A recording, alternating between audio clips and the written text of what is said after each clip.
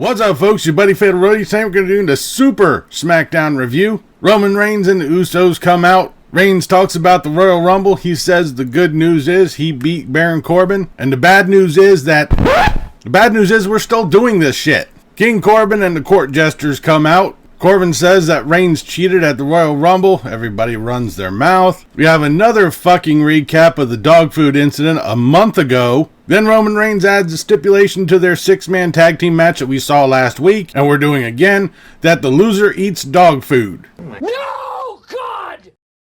No, God, please, no! No! Corbin says yes, and a big old cart of dog food is brought out on the stage. Why? Anyways, we go on to our first match. It's a fatal 4-way for the #1 contender for the tag team titles. Heavy Machinery, Lucha House Party, The Revival, and The Miz and John Morrison. This was pretty much a predictable waste of a match, being that Morrison and The Miz have already beaten the New Day on many occasions recently. I honestly don't know why we had to have this match. It was just a waste of time. In a backstage segment, Otis asks Mandy Rose out on a date. She says she can't this Friday, but she will next Friday, which is Valentine's Day. Only fitting. Then we got Nikki Cross and Alexa Bliss versus Fire and Desire. Seriously, what is up with WWE taking one person's music and then just switching it over to another person's music and just going back and forth? That's fucking stupid. Either give them their own goddamn music or fucking just pick one of them. This was an okay match. Thankfully, it wasn't interrupted like the last week's match. Alexa Bliss hit Twisted Bliss on Mandy Rose to get the pin. Alright. They did say that this may have some implications on the women's tag team titles. Okay, we haven't seen those in God knows how fucking long. Then you got Braun Strowman versus Shinsuke Nakamura for the Intercontinental title. Sami Zayn and Cesaro at ringside, of course, and as you can guess, they did get involved. This, however, backfired on Sami Zayn when he removed the turnbuckle pad. Shinsuke Nakamura tried to throw Braun Strowman into the exposed turnbuckle. Strowman reversed it, throwing Nakamura into it. He hits the power slam and is now the new Intercontinental title. This is the first singles title that Braun Strowman has won in the WWE. And during a backstage interview with Sami Zayn, once again we are wasting a shitload of time with Elias trying to play a song. Zayn and Elias go back and forth just fucking running their goddamn mouths. Cesaro ends up coming out, they fight, and Elias stands tall. Fucking waste of time. We then have Shorty G versus Sheamus in a Royal Rumble rematch. As Sheamus is coming out, Shorty G attacks him on the stage. But in case you missed it, it was pretty much just the same thing as the Royal Rumble match. Sheamus hit the brogue kick, got the pin. Alright.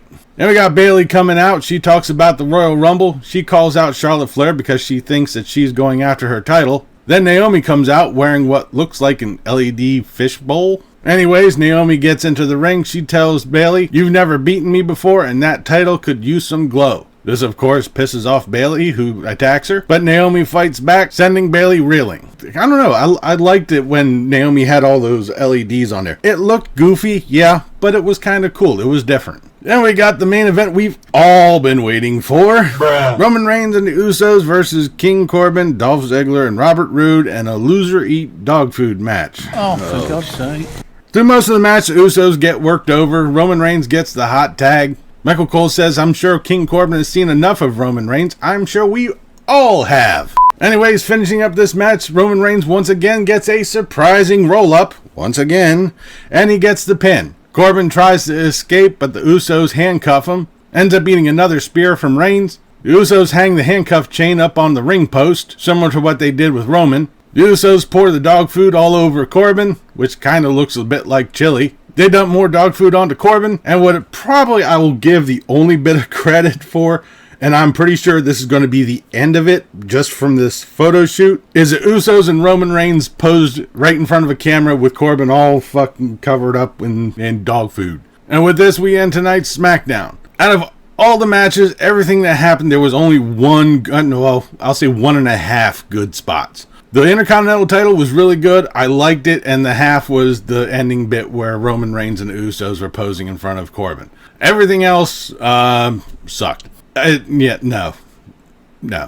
Basically, we had way too many rehashes of the Royal Rumble. Thankfully, we didn't get that 10,000 times telling you that Edge is coming in, which I know Edge wasn't going to be here tonight, but still, they fucking didn't drill anything into our goddamn heads. But that'll do it for this episode of Smackdown Review. Leave a comment down below what you thought of tonight's Smackdown, what you thought about this video. If you liked it, please give me a thumbs up. Don't forget to share and subscribe. I've been Fatalroadie. You've been awesome. Thank you very much for watching. And remember, if it's too loud, you're too old. See ya.